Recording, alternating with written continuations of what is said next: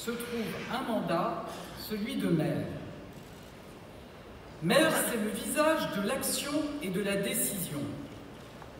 C'est la connaissance intime d'un territoire, de ses défis et de ses opportunités. C'est une détermination, une volonté à toute épreuve pour le défendre, pour porter ses projets, pour améliorer la vie de vos administrés. J'ai été ministre pendant 5 ans. Je suis Première ministre depuis un peu plus de 6 mois. Je suis élu du Calvados. Plusieurs des membres de mon gouvernement ont exercé le mandat de maire avec passion. J'ai eu l'occasion de parcourir la France et à chaque déplacement de rencontrer les maires de notre pays. À chaque fois, je découvre des visages de l'engagement et de la détermination. Des plus petits villages aux plus grandes communes, j'échange avec des femmes et des hommes qui peuvent avoir des idées différentes des miennes, mais qui font passer l'intérêt de nos concitoyens avant tout et qui portent des actions concrètes. Dans ces rencontres, vous me faites part aussi de vos doutes, de vos craintes. J'entends parfois des critiques. Elles ne sont pas toujours agréables, mais elles sont utiles et je crois qu'elles nous font progresser. Si les Français sont si attachés à leur maire, c'est parce qu'ils savent que vous êtes ancrés sur le terrain, que vous avez votre commune au cœur. Être maire, être élu local, c'est toujours une leçon d'humilité, car en étant prise avec le quotidien et les réactions directes des Français. Dialoguer avec un maire, c'est aussi une leçon d'humilité, car on mesure qu'il y a parfois un pas important entre nos intentions politiques et leur application concrète. Des maires ukrainiens ont pu assister à votre congrès. Ils sont des figures de résistance. Je veux leur dire notre admiration et notre soutien indéfectible. Oui, nous serons aux côtés de l'Ukraine jusqu'au bout. Et je veux vous saluer aussi, vous, les maires de France, qui avez immédiatement pris toute la mesure de ce conflit. Votre mobilisation est déterminante pour organiser la solidarité et accueillir les déplacés ukrainiens. Mais cette guerre a aussi des conséquences sur la montée des prix et sur nos approvisionnements en gaz. Et nous traversons aujourd'hui une crise énergétique.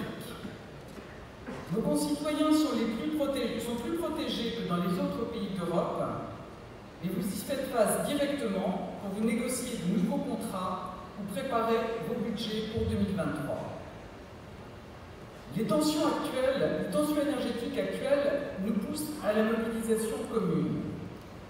Grâce à la sobriété, et je sais combien vous y prenez part, grâce à la solidarité européenne, grâce à notre action pour porter nos stocks de gaz à 100%, nous pourrons limiter au maximum les risques pour les mois à venir. En tout cas, beaucoup moins que les phrases toutes faites.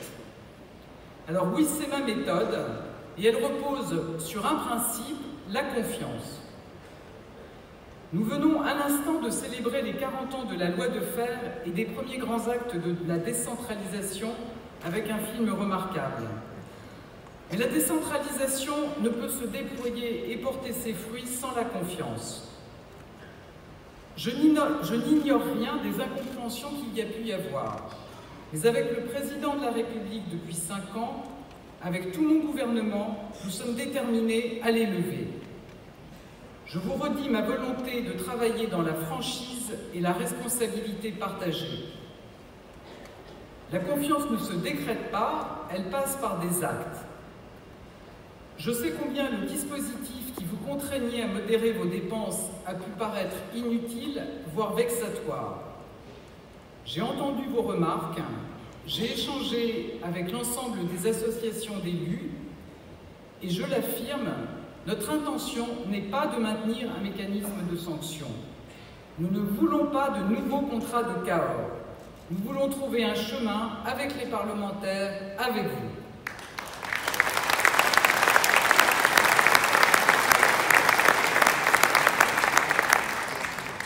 Monsieur le Président, cher David Lisnard, je sais combien vous êtes attaché à ce que nous disposions d'une trajectoire de finances publiques crédible. Chacun doit prendre sa juste part à l'effort de la nation. Cette trajectoire sera la même pour l'État et pour les collectivités.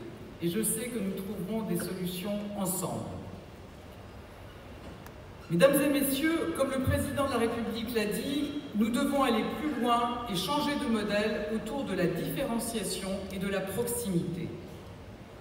Cela impose de faire un bilan complet de la décentralisation dans notre pays, des effets de la loi MAPTAM et de la loi NOTRe, d'aller au bout de l'application de la loi 3DS.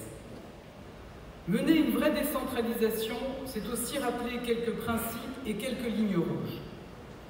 Une d'entre elles vous tient particulièrement à cœur, et je le dis, le développement des intercommunalités et des métropoles ne doit pas se faire au détriment des communes.